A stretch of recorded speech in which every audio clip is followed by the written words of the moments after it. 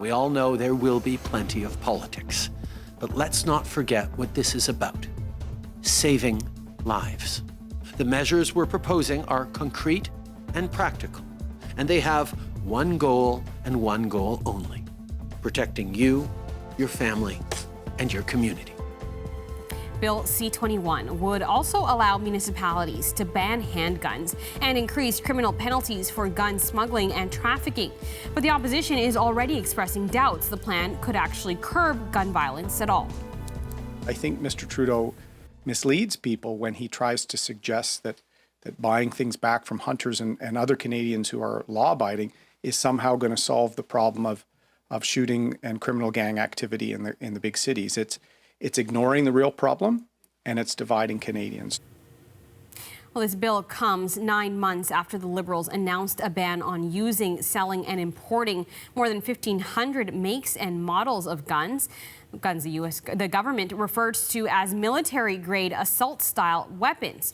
A 2-year amnesty period has been in place since May to give people who already own those targeted firearms time to comply with the ban. Ottawa has said nothing so far about how much the program would cost. And joining me now to discuss is Jooyoung Lee. He's a sociology professor at the University of Toronto who studies gun violence. Hi, Jooyoung. Good to see you. Hi, Ginella. Thank you for having me. So I want to just first get your initial reaction to this announcement today. Do you think this is the right move? I think there are promising parts of the bill, but, the buyback component itself is problematic because buybacks in general don't work very often. They have a very negligible effect on gun violence rates. They're, attractive options for politicians. They make for great photo shoots, but the people who participate in these programs are not gun traffickers. They typically are just grandma and grandpa or somebody who has a gun from way back when, and they decide to sell it for some extra cash. So it's not really targeting the population that is most likely to participate in trafficking of firearms. What do you make of the fact that it's voluntary? I think that's also one of the challenging components of the bill, because the gun buybacks that have worked historically, like if we talk about Australia, for example, that had a massive federally mandated buyback after a mass shooting in the 90s, that was very successful because it swept up all of the guns off the street, out of people's homes. But a voluntary one is, again, not going to identify people who are trafficking guns. These are going to be law-abiding citizens who want to make some extra money. Let's talk about the specific type of guns that are being targeted. How big of a threat are the ones that are part of this program? How big of a threat are they to Canada? Well, so they come up a lot. So the guns that are part of this program are semi-automatic rifles, and they come up a lot because they're typically used in mass shootings, so they get a lot of attention. But if you look at the data, most of the guns used in both fatal and non-fatal shootings in Canada are handguns. So another limitation of this bill is that it's targeting a type of firearm that is not typically used in everyday violence. Right. So the question is then, is there a disconnect here if the guns being targeted aren't the ones that are used to commit most crimes, which is handguns? Yeah, and that's the big question. It's like we've known for many decades that handguns are the guns that are mostly used in street crimes, that are mostly used in domestic violence situations. Semi-automatic rifles, long guns are not typically used in these scenarios. So, again, I think it's well intended, but as a social scientist, there isn't a lot of evidence showing that this would be effective in reducing crime rates. So what would be effective in your eyes? The big question is we have to get serious about attacking the root causes. And this is something that comes up every now and again, and then it kind of fizzles away. But the root causes are urban poverty, are racial marginalization. We have to invest in the communities that are hit hardest by gun violence. We have to create safety nets around individuals and youth who are most at risk of becoming involved in shootings as a victim or as a shooter. And that means increasing educational opportunities, mentoring opportunities, supporting community organizations that are already on the ground, helping these youth.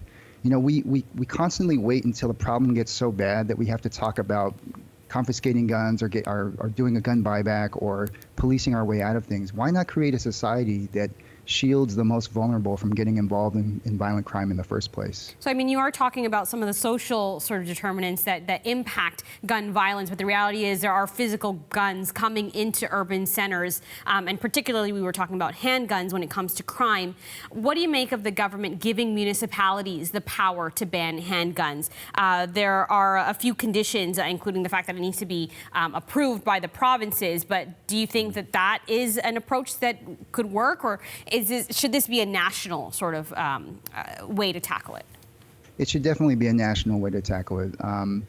Citywide bans and giving local governments the option to ban firearms is not really an effective measure either. We know that traffickers travel. They don't just buy guns in their backyard. They are very creative and they find different ways to circumvent laws. So, giving the city the option to ban firearms, again, is not going to address the issue. And Canada has a unique problem insofar as that we share a border with the U.S., which is a global exporter of firearms. So the parts of the bill that actually address trafficking across the border, I think, are very promising parts of the bill. So, the Public Safety Minister, Bill Blair, defended the government's policy earlier on Power and Politics in relation to this allowing the municipalities, and people have criticized it as sort of a patchwork. Let's hear what he said. We're not putting a patchwork in place. We're putting in a strong national framework for the strict regulation and restrictions of handguns in this country. I've been in the public safety business for most of my adult life. This is the strongest legislative package that I have seen and seen any government bring forward. We also recognize that there's important work that the provinces and the municipalities also have to do. We all have a responsibility here. We are quite willing to work with our partners, but the federal government takes its responsibility very clearly. Do you agree with those statements, Jooyoung, when you hear what he's saying about this being the strongest legislation? But I guess the question is it strong enough? I mean, he's calling it a national framework, but with all due respect, if the decision still lies in the hands of local city governments, then people who want to traffic firearms can just go outside of the city or go to another province or cross the border. There are many other loopholes that are not going to be addressed by this. So, I think that it's well intended. I think that the Liberals have the right intentions in trying to keep people safe, but the measures they're using, historically, at least according to social science research, do not work. The opposition has said that the government should be investing in police anti-gun gang units and giving the CBSA resources to stop illegal smuggling operations. Do you agree with that? I agree with the parts that talk about smuggling, but I think that there's this kind of tendency to default to policing as a way to solve the problem of gun violence. And as somebody who studies public health, as somebody who researches gun violence, we always try to look upstream.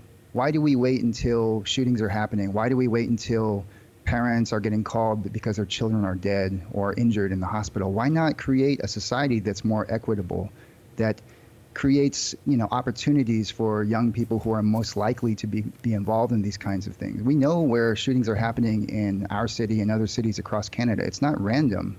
These are happening in disadvantaged, racialized communities where youth are growing up and they're getting drawn into risky situations with other peers. So I'm always looking more progressively, like how can we create a society that shields these young people from getting involved in shootings? All right, Jooyoung Lee with University of Toronto, an expert on gun violence. Thanks so much for being with us here on Canada Tonight. Thank you for having me.